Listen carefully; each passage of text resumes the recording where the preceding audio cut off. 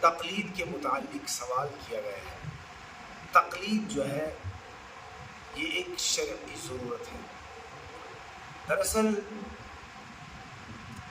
قرآن اور حدیث سے مسائل نکالنے کے لیے کئی علوم کی ضرورت ہے، اس تفسیر کا، حدیث کا، اصول کا، ناسخ و منسوخ کا، قیاس کا، یعنی مختلف قسم کے بہت زیادہ علوم، عربی زبان میں مہارت کا ہونا،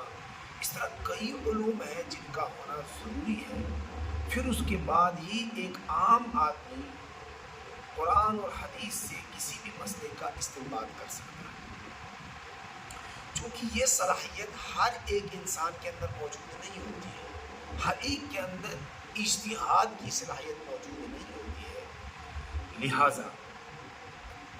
صحابہ کرام رضوان اللہ علیہم اجمعین کے دور میں بھی نبی اکرم صلی اللہ علیہ وسلم کے بعد چونکہ تمام صحابہ علم میں برابر نہیں تھے، لہٰذا جو کم علم والے صحابہ تھے وہ زیادہ علم والے صحابہ کی تقلید کیا کرتے تھے، ان سے مسائل پوچھا کرتے تھے۔ جیسے حضرت عبداللہ بن مسعود رضی اللہ تعالی عنہ، کوفہ کے لوگ سارے کے سارے ان کی بات کی اتباع کیا کرتے تھے، ان کی بات مانا کرتے تھے، اور اس طرح حضرت معاذ بن جبل رضی اللہ تعالی عنہ کو یمن کا مفتی بنا کر بھیجا گیا،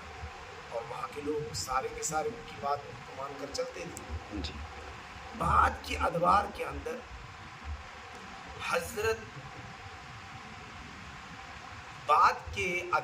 اندر امت نے 4 ائمہ پر اتفاق کیا، جس میں امام ابو حنیفہ، امام شافعی، امام مالک اور امام احمد بن حنبل ہیں، جن کی رات دن کی محنت اور کوشش سے قرآن اور احادیث سے مسائل کا استنباط کیا ہے۔ اور امام ابو حنیفہ رحمۃ اللہ علیہ کے یہاں تو باضابطہ علماء کی ایک بڑی جماعت اور بڑی کمیٹی تھی، ان کے سامنے کسی بھی آیت کو پیش کیا جاتا تھا، حدیث کو، پھر مسئلے کو، پھر اس کی جانچ پڑتال ہوتی تھی اور کئی جہتوں سے اس پر نظر ہوتی تھی، پھر اس کو امت کے سامنے ایک مسئلہ بنا کر امت کے سامنے پیش کیا جاتا تھا۔ اب اس وقت یہ ایک شرعی ضرورت بن گئی ہے، چونکہ ہر ایک کے پاس اتنا علم نہیں ہے،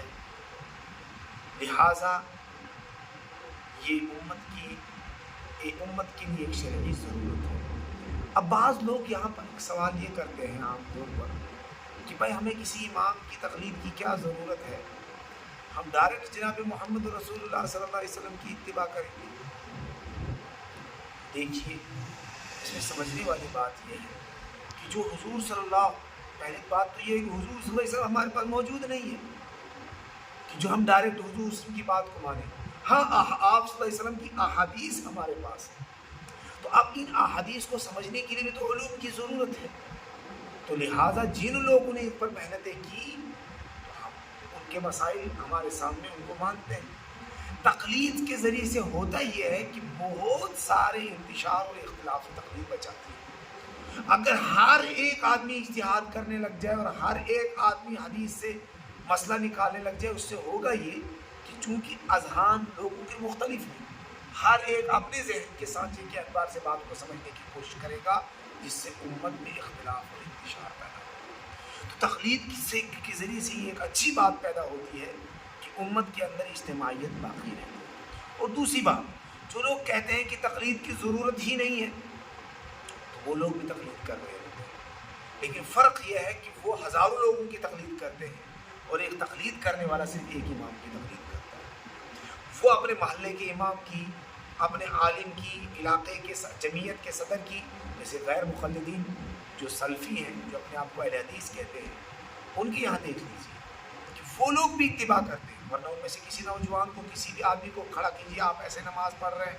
آپ ایسے جنازہ پڑھ رہے ہیں، آپ ایسے جو ہے یہ زکوٰۃ ادا کر رہے ہیں، آپ یہ والا کام اس طرح کر رہے ہیں، طلاق آپ کے یہاں، تو وہ کیا کہیں گے؟ ان کو کوئی بھی مسئلہ موجود نہیں، ان سے آپ پوچھیں گے، کہیں گے امام صاحب نہیں بتا، فلاں عالم نہیں بات۔ تو وہ کئی لوگوں کی،